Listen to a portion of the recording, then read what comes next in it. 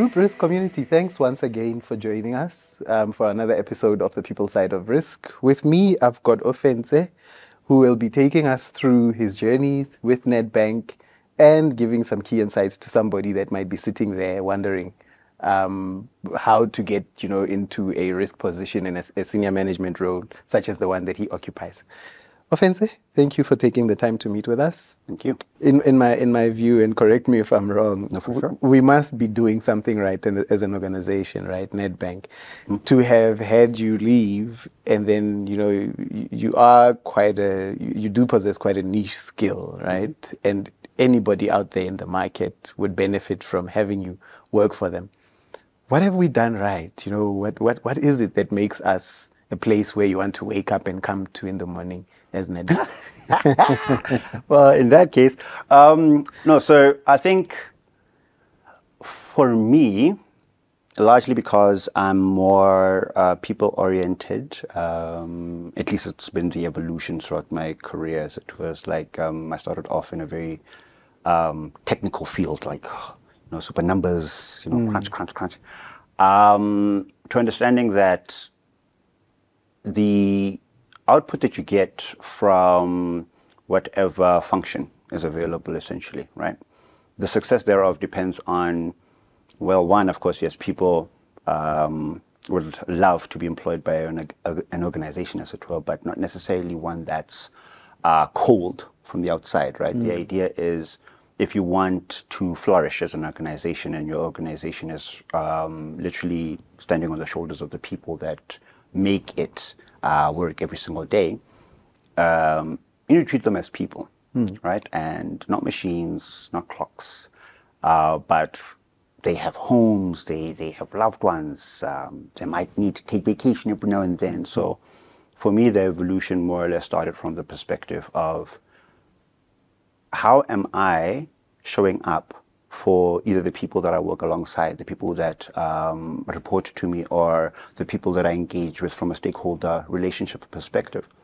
And more often than not, essentially, what I got out of that experience is that people are generally okay and happy to do things. They just need either the support, the environment that's conducive for their expression, essentially, to be heard. And if, I guess, you balance that well with, of course, yes, a person needs to have a work-life balance, as well as, be well rested to ensure that, okay, cool, we keep the ball rolling and make sure that, we are doing the best that we can to offer impactful insights to the organization, or to make sure that at least we are still keeping track of where we're moving towards, is that the people aspect is the most important. At least that's what I have picked up. And for me, I think the thing that I treasure the most is just knowing that you have people that are going to support you if you're, you've hit a fork in the road, or if it just so happens that, the way that you do things is a lot different to how people expect them to be done, not to be judged for it, but rather, okay, cool, get guidance or get some sort of leadership in the room to more or less facilitate an easy understanding as to why they would need things to be done a certain way. Or, okay, cool, yes, you can go off on your own tangent, but please come back to what the matter is at hand. And that respect essentially is what always gave me hope, from the perspective of, I guess, yeah, if an organization can do this, then, they can always make sure that they keep their employee base and, staff complement as high as they possibly can. But no, the people aspect, especially in the group risk areas that I've been a part of, lovely people to work with, very technically astute. They exude a certain sense of curiosity, but they don't really push it on people per se. It's almost like an environment where you're allowed to grow.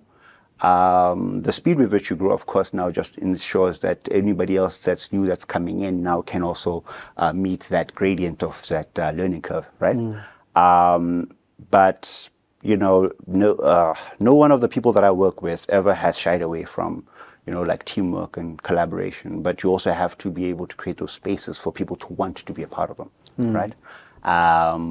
And that's actually been part of most of the reason why I've always thought that, okay, cool, at least this part is working well. You know, this part is not broken. If you're going to fix it, don't fix it, enhance it. You know, just you know, a makeover. As in, like, the more people you have, of course, the more dynamics would shift. But the more you learn about how you treat people from, you know, different aspects of their lives, their backgrounds, the way they think, the way they feel, you know, the way they interact with other people, and maybe how they wake up and come to work every single morning, right? It's got to have that aspect of motivation in and of itself that allows the person not to be motivated by anybody else, but the idea that I'm going to go to a great place to work. Great, great. Thank you, Ofense, for sharing. Pleasure. I think that is quite insightful. I'm hoping that there's somebody out there that will look at this and recognize that, you know, Nedbank is a great place to work, and might be inspired to also follow you from a, you know, career perspective, follow your path rather, you know, from a career perspective. No, for sure. But thank you.